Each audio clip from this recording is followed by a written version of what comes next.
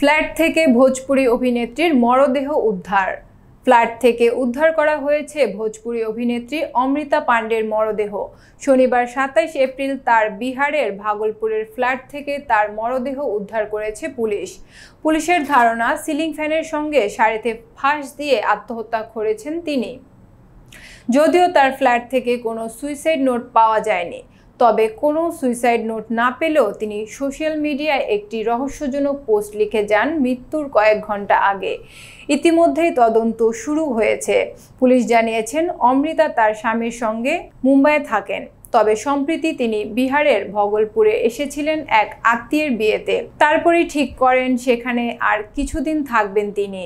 শনিবার অনেক রাত পর্যন্ত তিনি জেগে থাকেন এবং হোয়াটসঅ্যাপে একটি রহস্যজনক পোস্ট লেখেন।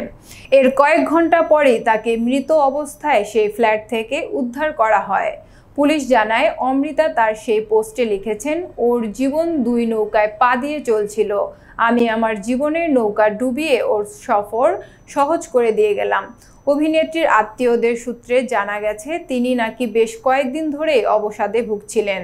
তার বেশ কিছু মানসিক সমস্যাও দেখা দিচ্ছিল। চিকিৎসাও চলছিল এগুলোর জন্য।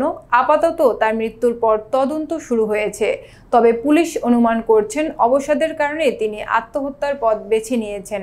তবে এখনো পর্যন্ত তার পরিবারের পক্ষ থেকে কিছু জানানো হয়নি।